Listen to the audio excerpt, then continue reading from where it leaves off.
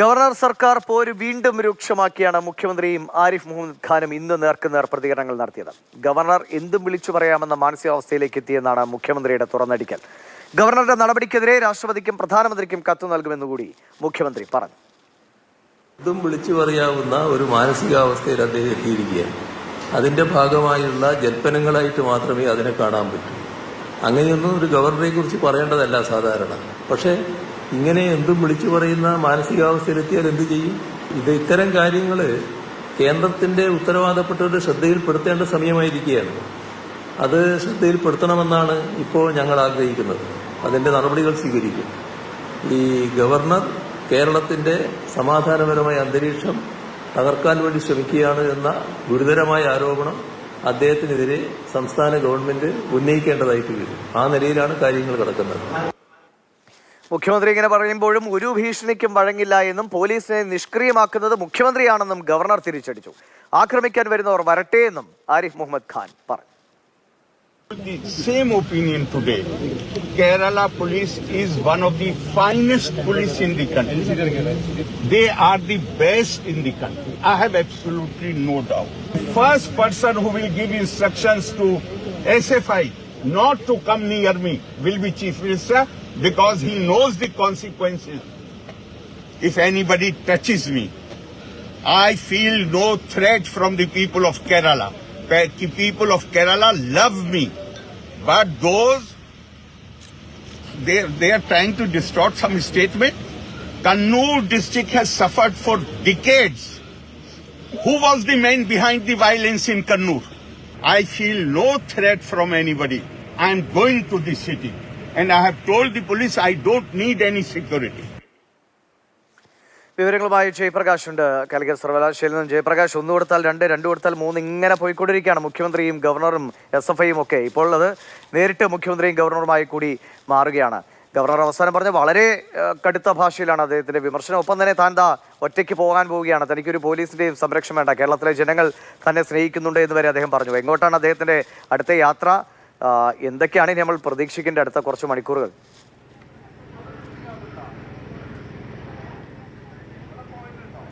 മുഖ്യമന്ത്രിയും ഗവർണറും തമ്മിലുള്ള നേർക്കുനേർ പോരായി ഇത് മാറുക തന്നെയാണ്.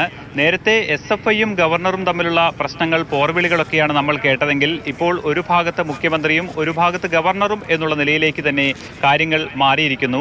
കേരളത്തിലെ പോലീസ് ഏറ്റവും മികച്ചതാണ്, അവർ നന്നായി ജോലി ചെയ്യുന്നവരാണ്. എന്നാൽ അവരെ ജോലി ചെയ്യാൻ അനുവദിക്കുന്നില്ല മുഖ്യമന്ത്രി എന്നുള്ള ഗുരുതരമായ ആരോപണം ഗവർണർ ആവർത്തിക്കുകയാണ്. ഇതോടൊപ്പം തന്നെ ഇത്തരത്തിൽ പ്രശ്നങ്ങൾ സൃഷ്ടിക്കാൻ, സംഘർഷാവസ്ഥ സൃഷ്ടിക്കാൻ താൻ ശ്രമിക്കുകയാണ് എന്നുള്ള മുഖ്യമന്ത്രിയുടെ ആരോപണത്തിനും കടുത്ത ഭാഷയിൽ തന്നെയാണ് ഗവർണർ മറുപടി നൽകിയിരിക്കുന്നത്. കണ്ണൂരിലേക്ക് നോക്കൂ, കണ്ണൂരിൽ മുഖ്യമന്ത്രിക്കെതിരെ എത്ര കൊലപാതക കേസുകളുണ്ട് എന്ന് ഗവർണർ ചോദിക്കുകയാണ്. ഇത്തരത്തിൽ കണ്ണൂരിൽ ചെയ്തതുപോലെ തന്നെ ഭയപ്പെടുത്താമെന്ന് ആരും കരുതേണ്ട എന്ന് ഗവർണർ പറയുന്നു. തനിക്ക് ഒരു പോലീസിന്റെയും സുരക്ഷ ആവശ്യമില്ല, കേരളത്തിലെ ജനങ്ങൾ എന്നെ സ്നേഹിക്കുന്നു, ഞാൻ അവരെയും സ്നേഹിക്കുന്നു, അതുകൊണ്ട് എനിക്ക് പുറത്തിറങ്ങി നടക്കാൻ പോലീസിന്റെ സഹായം പോലും ആവശ്യമില്ല എന്ന് വെല്ലുവിളിച്ചുകൊണ്ടാണ് ഇവിടെ നിന്ന്, അതായത് കാലിക്കറ്റ് സർവകലാശാല ഗസ്റ്റ് ഹൗസിൽ നിന്ന് ഗവർണർ ഇറങ്ങിയത്. ഇപ്പോൾ ഗവർണർ നേരെ കോഴിക്കോട് മാനാഞ്ചിറയിലേക്ക് യാത്ര ചെയ്യുകയാണ്. മാനാഞ്ചിറ മാർക്കറ്റിലൂടെ താൻ സ്വതന്ത്രനായി നടക്കുമെന്നാണ് ഇവിടെ നിന്ന് പോകും മുൻപ് ഗവർണർ ആരിഫ് മുഹമ്മദ് ഖാൻ പറഞ്ഞത്. അതായത് ഒരു പോലീസിന്റെ, കേരള പോലീസിന്റെ സുരക്ഷയില്ലാതെ തന്നെ തനിക്ക് ഈ നാട്ടിലൂടെ നടക്കാൻ കഴിയും എന്ന് ഗവർണർ പറയുകയാണ്. അത്തരത്തിൽ വലിയ പ്രശ്നങ്ങളിലേക്ക്, പ്രത്യേകിച്ച് ഈ ക്യാമ്പസിനകത്ത് വലിയ രീതിയിലുള്ള പ്രതിഷേധങ്ങൾ ഉണ്ടാകുമെന്നുള്ള പ്രതീക്ഷയിൽ അങ്ങനെ പറയാനുള്ള ഒരു ആർജവം അദ്ദേഹം കാണിക്കുമ്പോഴും പോലീസിനെ സംബന്ധിച്ച് പോലീസിന് മാറി നിൽക്കാനും കഴിയില്ലോ. പോലീസ് ഒരു വല്ലാത്തൊരു പ്രതിസന്ധിയിലാവുകയാണല്ലേ? തീർച്ചയായും ഒരു സംഘർഷം ഒഴിവാക്കാനുള്ള ശ്രമങ്ങളായിരുന്നു പോലീസ് ഓരോ ഘട്ടത്തിലും കാലിക്കറ്റ് സർവകലാശാലയിൽ നടത്തിയത് എന്ന് എടുത്തു പറയേണ്ടിയിരിക്കുന്നു. കുട്ടികൾ സംഘടിച്ച് ഈ ഗസ്റ്റ് ഹൗസിലേക്ക് എത്തിയുള്ള പ്രശ്നങ്ങൾ ഒഴിവാക്കുന്നതിന് വേണ്ടി വലിയ രീതിയിൽ, അതായത് ഒരുപക്ഷെ കാലിക്കറ്റ് സർവകലാശാലയുടെ ചരിത്രത്തിൽ തന്നെ അതിൻ്റെ പ്രധാന ഗേറ്റ് ഇങ്ങനെ പൂർണ്ണമായും അടച്ചുകൊണ്ടുള്ള ഒരു സുരക്ഷ ഒരുക്കി കാണില്ല.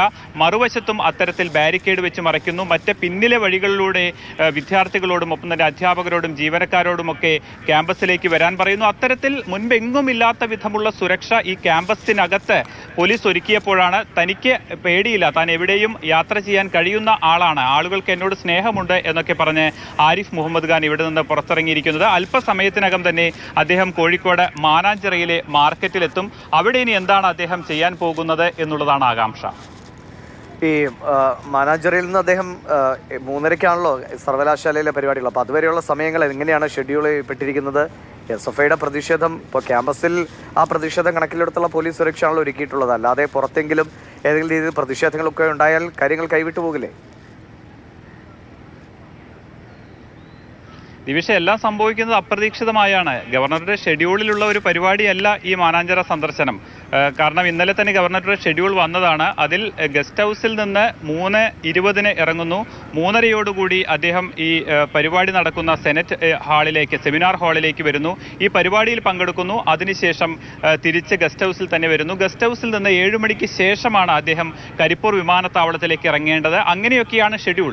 ഈ സന്ദർശനം വളരെ അപ്രതീക്ഷിതമാണ്. അതുകൊണ്ട് തന്നെ പോലീസിനെ സംബന്ധിച്ചിടത്തോളം ഈ പ്രത്യേക സാഹചര്യത്തിൽ ഗവർണർക്ക് സുരക്ഷയൊരുക്കുക എന്നുള്ളത് ഒരു ബാലികേറാമല തന്നെയായിരിക്കും എന്നുള്ള കാര്യത്തിൽ സംശയമില്ല. മാത്രമല്ല, ഇവിടേക്ക് തിരിച്ച് ഈ ഗവർണറുടെ വാഹനം വരുമ്പോൾ ഏത് രീതിയിലുള്ള പ്രതിഷേധമായിരിക്കും SFI ഉയർത്താൻ പോകുന്നത് എന്നുള്ളതും കാണേണ്ടിയിരിക്കുന്നു. നേരത്തെ SFI പ്ലാൻ ചെയ്തിരുന്നത് ചെറിയ സംഘങ്ങളായി ഓരോ ഭാഗത്ത്, അതായത് പലയിടങ്ങളിലും ഈ സർവകലാശാല ക്യാമ്പസിലേക്കുള്ള വഴികളൊക്കെ ബാരിക്കേഡ് വെച്ച് പോലീസ് അടച്ചിരിക്കുകയാണ്. ഈ വഴികൾക്ക് മുന്നിൽ എല്ലാം എത്തി പ്രതിഷേധിക്കും എന്നായിരുന്നു SFI നേരത്തെ തീരുമാനിച്ചിരുന്നത്. എന്നാൽ ഇപ്പോൾ ഗവർണർ റൂട്ട് മാറ്റി പിടിക്കുമ്പോൾ ഇനി എന്ത് ചെയ്യും SFI എന്നുള്ളതും കൗതുകകരം തന്നെയാണ്.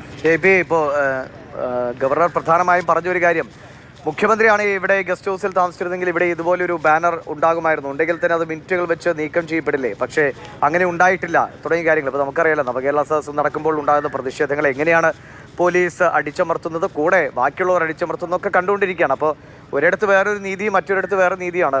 അതൊക്കെ ഇത്തരം രാഷ്ട്രീയ വിഷയങ്ങളെല്ലാം ഗവർണറുടെ ഈ പ്രതികരണങ്ങളിൽ വരുന്നുമുണ്ട്.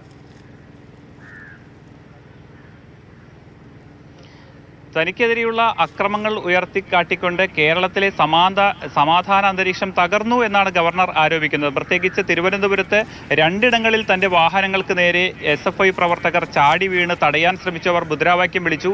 3ാമത്തെ തവണ ഞാൻ വാഹനത്തിൽ നിന്ന് പുറത്തിറങ്ങി എതിർത്തു. അതിനുശേഷമാണ് തനിക്കെതിരെയുള്ള പ്രതിഷേധം അല്പമെങ്കിലും തണുത്തത്. അതായത് താൻ ഭയപ്പെടുന്നവരല്ല എന്ന് SFI തിരിച്ചറിഞ്ഞു എന്നാണ് ഗവർണർ പറയുന്നത്. അതിനുശേഷം ഇവിടെ ക്യാമ്പസിൽ വന്നപ്പോഴുള്ള ഉണ്ടായ സംഭവങ്ങളും അദ്ദേഹം എടുത്തു പറയുന്നുണ്ട്. മുഖ്യമന്ത്രിയായിരുന്നു ഇവിടേക്ക് വരുന്നതെങ്കിൽ ഇങ്ങനെ കറുത്ത ബാനറുകളിൽ ഇങ്ങനെ തോന്നിവാസം എഴുതി വെക്കാൻ കഴിയുമായിരുന്നു എന്ന് ഗവർണർ ചോദിക്കുന്നു. ഇതോടൊപ്പം തന്നെ താൻ ഈ സർവകലാശാല ക്യാമ്പസിലേക്ക് പ്രവേശിക്കുമ്പോൾ തൊട്ടപ്പുറത്ത്, അതായത് ക്യാമ്പസിനകത്ത് തന്നെ SFI വിദ്യാർത്ഥികൾക്ക് സംഘടിക്കാൻ പോലീസ് അവസരമൊരുക്കി.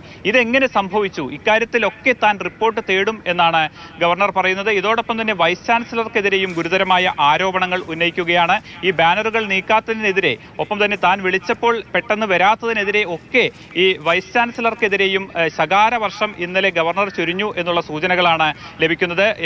ഈ സർവകലാശാലയിലെ ജീവനക്കാരും ഒപ്പം തന്നെ അധ്യാപകരും ഇതിനെതിരെ ഒരു ഭാഗത്ത് പ്രതിഷേധം നടത്തിക്കൊണ്ടിരിക്കുകയാണ്.